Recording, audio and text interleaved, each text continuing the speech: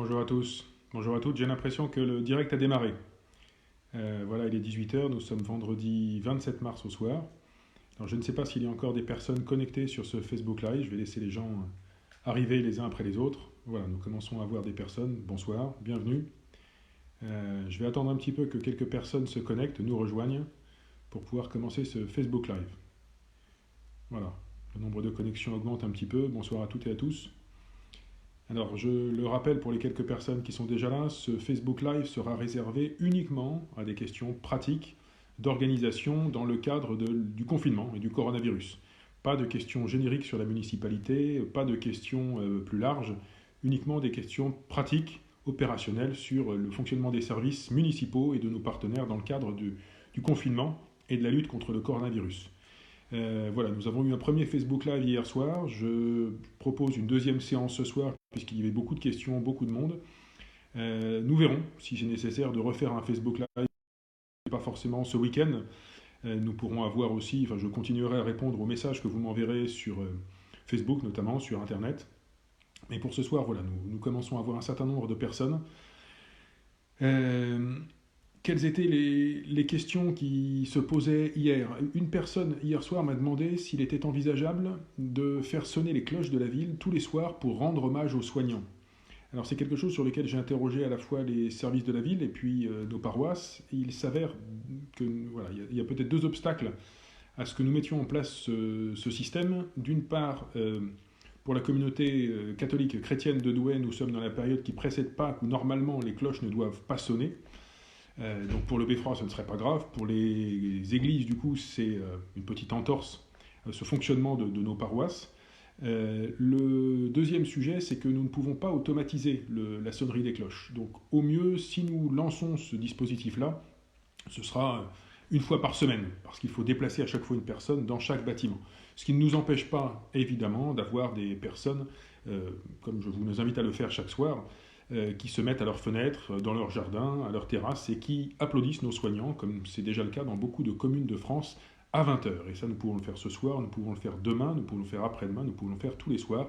Au fond, nous n'avons pas besoin de cloches forcément tous les soirs pour cela. Plusieurs personnes m'interrogent sur le non-respect du confinement. Je veux sur ce sujet-là de nouveau redire que la police nationale et la police municipale travaillent de concert, font tout leur possible pour assurer notre sécurité. Il y a même des patrouilles communes, police municipale, police nationale, tous les après-midi. J'ai demandé d'ailleurs à la police municipale de me remonter des chiffres sur le nombre de contrôles d'attestation qui sont faits par la police municipale, le nombre d'amendes qui sont mises le cas échéant, puisque la police municipale a maintenant le droit, la possibilité de mettre les mêmes amendes de 135 € que la police nationale. Donc je peux vous assurer que la police municipale et la police nationale travaillent d'arrache-pied, les équipes disponibles sont sur le terrain.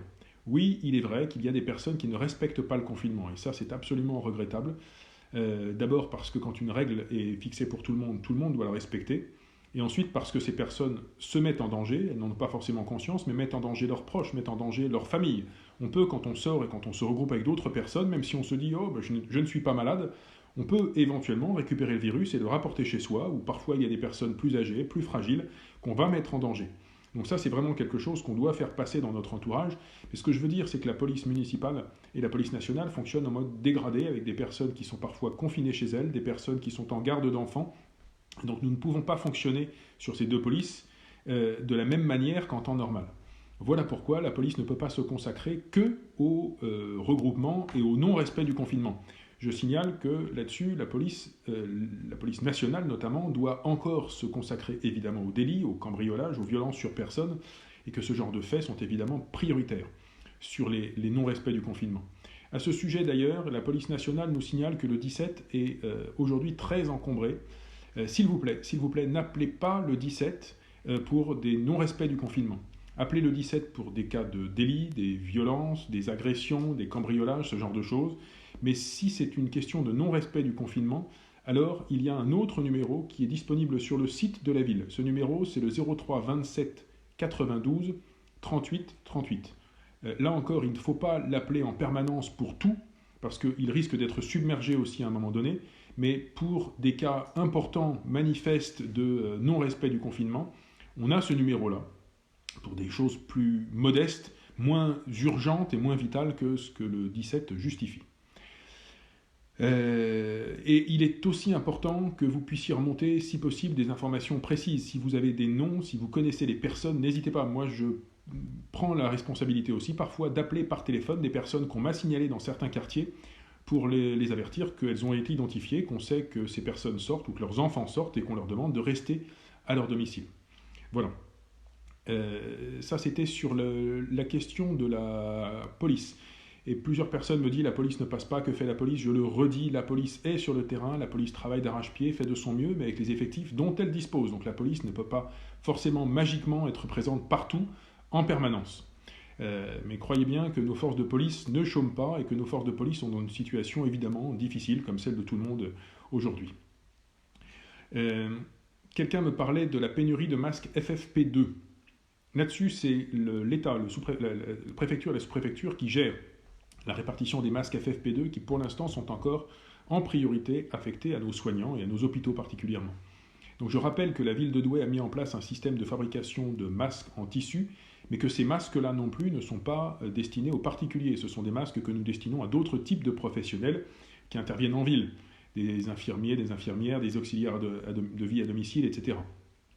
Donc faites-nous connaître si vous êtes professionnel, si votre profession, votre travail justifie que vous ayez besoin d'un masque en tissu, faites-le nous savoir par le mail de la ville, contact@ville-douai.fr. Voilà, je propose peut-être que nous passions à d'autres sujets que la police. Encore une fois, beaucoup de personnes m'interrogent là-dessus, et encore une fois, je le redis, la police fait ce qu'elle peut avec les effectifs dont elle dispose. La police a des effectifs moins importants, que ce soit la nationale ou la municipale, qu'en temps normal, et donc elle répartit ses effectifs en fonction des priorités.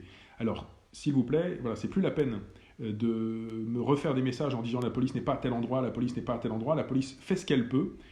J'ai donné tout à l'heure le numéro de téléphone qui est sur le site de la ville, 03 27 92 38 38, où vous pouvez signaler des infractions manifestes et graves au confinement, mais encore une fois, attention, on ne pourra pas tout faire, tout suivre. La police a les effectifs qu'elle a et ne peut pas les multiplier.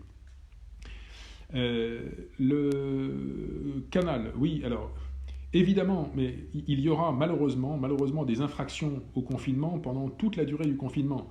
Je crois qu'il faut en appeler au civisme des uns et des autres, mais il faut arrêter de penser qu'il pourra y avoir de la police partout et que chaque infraction au confinement sera verbalisée. Des infractions seront verbalisées, des infractions sont verbalisées chaque jour, mais la police ne peut pas être dans toutes les rues en permanence. Une personne me parle des marchés. Voilà, on va changer de sujet et passer sur ce sujet-là qui est important aussi. Je maintiens les marchés. J'ai souhaité maintenir les marchés parce que les marchés sont des commerces alimentaires. Donc à partir du moment où on maintient les commerces alimentaires, on maintient tous les commerces alimentaires. Il ne s'agit pas de choisir. Les marchés sont organisés de la même manière que les commerces sédentaires, avec les mêmes règles de sécurité, les mêmes distances entre personnes. On est en plus en extérieur, donc la propagation du virus dans un milieu clos n'existe pas. Donc il n'y a pas de raison d'interdire les marchés si on autorise les autres commerces alimentaires. Je regarde les questions qui me sont posées. Quelqu'un me parle de la désinfection des rues. Alors c'est un sujet sur lequel nous avons consulté nos partenaires de l'Association des villes pour la propreté urbaine, pour essayer de savoir quelle est la doctrine de l'État, quelles sont les pratiques là-dessus. Aucune ville, je le dis, aucune ville ne désinfecte totalement ses espaces publics, ça n'est pas possible. À Douai, les espaces publics de la ville, on est probablement entre 150 et 200 hectares qui seraient à désinfecter quotidiennement avec un produit, l'eau de Javel, qui est potentiellement très polluant. Certaines villes ont décidé de nettoyer, de désinfecter particulièrement le mobilier urbain, les abribus. Donc ça, c'est sans doute quelque chose qu'on peut faire, qu'on est en train de regarder. Effectivement, là où les gens s'asseyent, là où les gens posent leurs mains, il y a probablement moyen de désinfecter plus régulièrement. Maintenant, la désinfection du sol, la désinfection des trottoirs et de la chaussée serait une tâche gigantesque et pas forcément productive. La meilleure chose à faire si on sort, c'est de laisser ses chaussures dans l'entrée et de rester chez soi en pantoufles ou en chaussettes. Une personne me parle de la situation des personnes sans domicile fixe. C'est une bonne question. Donc ce n'est pas le coronavirus, je tousse parce que je parle beaucoup. Nous avons maintenant 2 sites d'hébergement de nuit. Donc le site de la rue de Marchienne, qui est géré par l'association AILD Toit de Vie, avec une dizaine de places, et un deuxième site de nuit qui est boulevard Féderme, depuis aujourd'hui je crois, qui est géré par les Compagnons de l'Espoir. Et puis la ville a mis en place un site d'hébergement de jour qui est à la Tour des Dames, où les personnes sans domicile fixe peuvent se retrouver et sont en capacité de passer la journée sans être les uns sur les autres. Voilà. Donc ces 3 sites existent, 2 sites de nuit, 1 site de jour. Je signale d'ailleurs aux personnes sans domicile fixe qu'il est important d'appeler le 115 le matin. N'appelez pas le 115 à 19h ou à 20h pour avoir un hébergement pour le soir, parce que parfois, on va vous proposer un hébergement à Douai, on peut vous proposer un hébergement aussi à Arras, à Valenciennes, à Cambrai, et quand il est trop tard et qu'il n'y a pas de train, eh bien c'est difficile de rejoindre le lieu d'hébergement qu'on vous propose. Voilà, donc il y a de l'hébergement pour toutes les personnes sans domicile fixe de Douai qui souhaitent dormir quelque part au chaud, et c'est normal. Il y a des places, nous pouvons répondre à toutes les demandes, pas forcément à Douai même, parfois dans les communes voisines, mais il y a toujours une réponse qui est apportée. Après ça, nous savons aussi que certaines personnes sans domicile fixe ne souhaitent pas rejoindre ces hébergements, et nous ne les forcerons pas, nous ne pouvons pas les forcer. Quelqu'un m'interroge sur les hélicoptères, je ne sais pas ce que font les hélicoptères, ce n'est pas la ville qui les fait tourner. Alors, une bonne question. Aller faire un retrait d'argent avant de faire les courses, j'ai besoin de 2 attestations. Non, je pense qu'une attestation suffit. Retirer de l'argent, c'est quelque part aussi une course. Voilà, ça fait partie de vos courses. Donc, il n'y a pas besoin de 2 attestations. En attendant quelques questions sur des sujets différents. La Croix-Rouge est fermée jusqu'à nouvel ordre. Alors, la Croix-Rouge est peut-être fermée. Je vais prendre contact avec eux. Je signale d'ailleurs aux personnes qui visitent nos épiceries solidaires que donc les 4 sites des Restos du Cœur ont rouvert avec l'aide de la ville, et un site du Secours Populaire a recommencé à travailler, donc il a fait une distribution, je crois, cet après-midi à la Clochette. Donc nous avons 4 sites des Restos du Cœur et un site du Secours Populaire. On va regarder avec la Croix-Rouge si on peut leur apporter la même réponse. Oui, le confinement est prolongé jusqu'au 15 avril. Ça, c'est une information à laquelle nous nous attendions tous, mais évidemment, les 2 premières semaines, nous nous en doutions, n'étaient pas suffisantes. Donc le confinement est prolongé jusqu'au 15 avril. Quelqu'un me pose la question d'agriculteurs ou de fermiers qui ont des besoins en personnel dans les alentours de Douai. Là, je pense que le mieux, c'est probablement de se tourner vers le pôle emploi, de se tourner vers la mission locale qui ont ces informations-là. Parce qu'effectivement, l'information a été donnée nationalement. Et ensuite, localement, ce sont ces réseaux-là, Pôle emploi et mission locale, qui peuvent donner l'information. La distribution du courrier, à ce que je sais, la distribution du courrier perdure. Alors après ça, elle n'est pas forcément quotidienne. Pour ce qui me concerne, oui, je reçois mon courrier.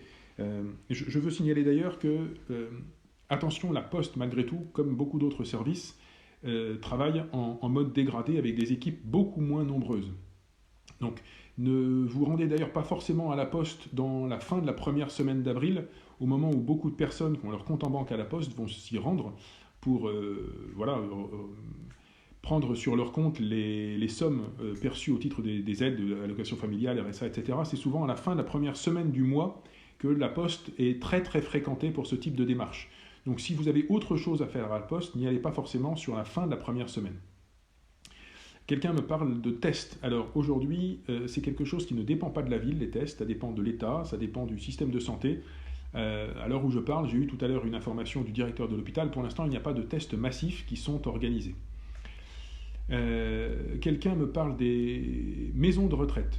Les maisons de retraite s'organisent de manière autonome. Nous avons proposé à toutes les maisons de retraite de la ville des masques en tissu que fabriquent nos bénévoles. Certaines ont accepté, d'autres pas, ça dépend de leurs règles internes, de leurs normes, et ce n'est pas la ville qui décide de l'organisation interne et des règles de fonctionnement des maisons de retraite. Quelqu'un me dit pour le courrier, c'est mercredi, jeudi, vendredi. Je ne sais pas si c'est une information vérifiée. Nous allons interroger la Poste et puis nous allons, le cas échéant, diffuser cette information sur le site de la ville. Quelqu'un me reparle de couvre-feu. Alors je ne vais répondre qu'une seule fois ce soir sur ce sujet. Le couvre-feu ne sert à rien. Le couvre-feu ne sert à rien du tout. Le couvre-feu n'ajoute pas de force de police. Et la police va en priorité sur les délits et les infractions les plus graves. Donc elle s'occupe aussi des infractions aux règles du confinement, mais ça n'est pas forcément ça qui est toujours prioritaire. Et créer un arrêté de couvre-feu, ça n'est pas rajouter des effectifs sur le terrain. Ça ne veut pas dire que l'armée va sortir dans les rues ou que tout d'un coup, il va y avoir magiquement 3 ou 4 fois plus de policiers. Voilà, donc un arrêté de couvre-feu ne sert à rien, la police n'est pas demandeuse et la police a déjà tout ce qu'il faut pour verbaliser de jour comme de nuit. Oui, quelqu'un me signale qu'il faut aussi respecter les jours de sortie des sacs pour les poubelles. Ça, c'est important. C'est vrai que pour le coup, les ramassages ne changent pas. Douaisis Agglo et ses entreprises partenaires continuent à ramasser au jour prévu. Donc, ce n'est pas la peine de sortir les sacs de poubelle voilà, à des jours différents. Je ne connais pas le nombre de cas sur le Douaisis de Covid. Ce que je peux savoir, c'est que pour l'instant, de ce que me dit l'hôpital, il n'y a pas de surcharge dans notre service hospitalier.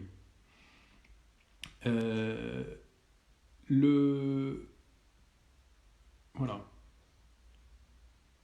Alors, quelqu'un me repose la question de la désinfection. Oui, j'ai répondu tout à l'heure sur la désinfection en disant qu'il était évidemment impossible de désinfecter les 150 à 200 hectares d'espace public de la ville de Douai, surtout avec un produit aussi toxique et polluant que l'eau de Javel. Donc ce que nous essaierons de désinfecter, c'est plutôt le mobilier urbain, les endroits où les gens s'asseyent, que les gens touchent, pas le sol. C'est pas la peine. Pour le sol, il vaut mieux retirer ses chaussures quand on arrive chez soi. Voilà, je pense que nous avons passé un certain nombre de sujets. Oui, alors, une information qui m'est passée. C'est vrai que nous avons accueilli en mairie, et ça c'est une information importante que j'allais oublier. Merci à Audrey Mojito qui me passe cette information. La ville accueille dans une de ses salles municipales un centre d'appel pour les personnes qui pensent être atteintes du Covid et qui voudraient un avis médical. Alors, appelez d'abord votre médecin, n'allez pas dans le cabinet, mais appelez votre médecin si vous n'avez pas de médecin. Ou si votre médecin n'est pas disponible, ne répond pas, alors à ce moment-là, vous pouvez appeler le 09 72 46 29 00. 09 72 46 29 00. Ce numéro est sur le site de la ville, vous pouvez le retrouver. Donc ça, c'est une cellule d'appel pour les personnes qui estiment, qui craignent être atteintes du Covid et qui voudraient une information.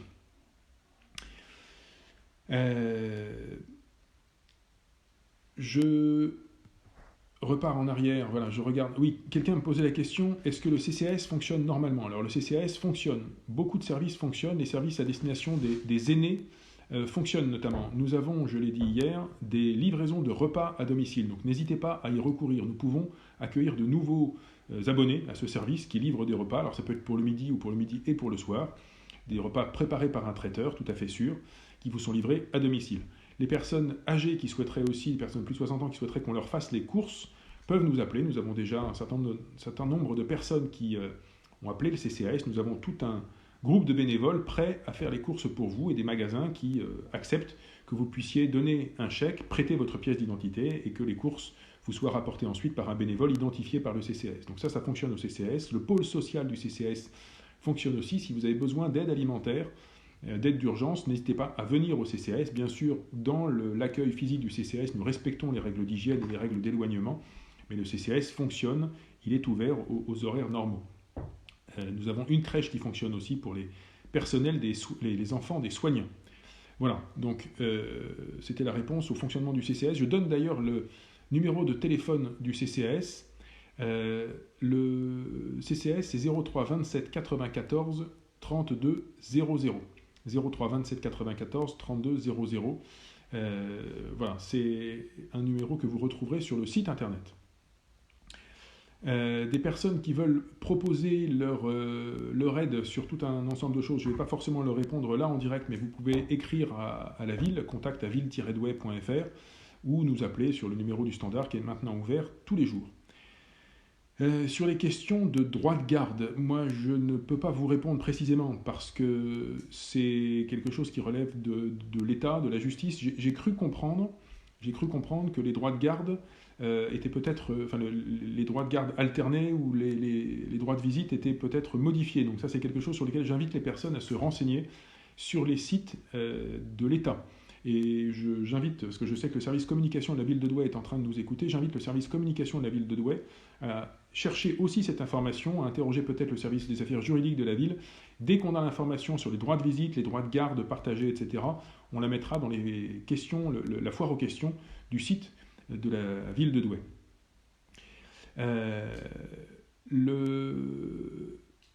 Voilà. Alors, y a-t-il d'autres questions auxquelles nous n'aurions pas répondu? Alors, oui, il faut mettre les heures de sortie sur son attestation. Il faut mettre les heures de sortie sur son attestation. Voilà, je pense que beaucoup de questions ont été posées.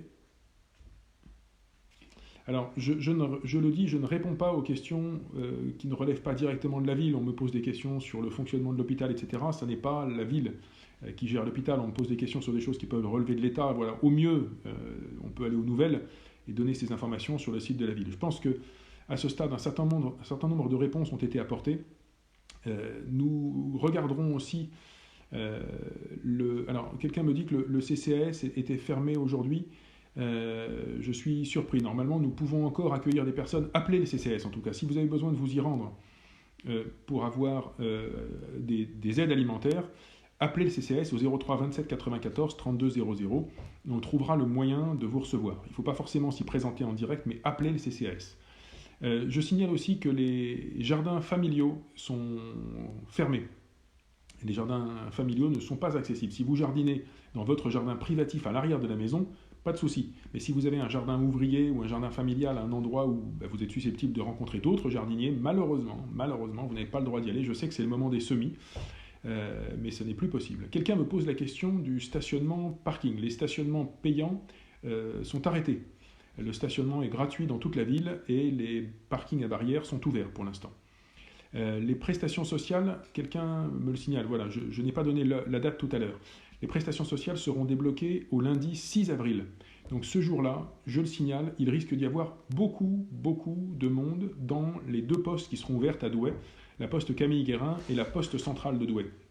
Faites attention, il peut y avoir de l'attente, ne venez pas forcément dès la première heure si vous avez besoin de retirer des sommes concernant le RSA, les allocations familiales, etc. Il peut y avoir beaucoup de monde dans ces deux postes. Si vous avez la possibilité de retirer de l'argent dans un distributeur, préférez cette solution-là. Et si vous avez affaire à la poste le 6 ou le 7 avril, pour autre chose que des retraits d'argent, essayez de ne pas y aller ou d'y aller un autre jour.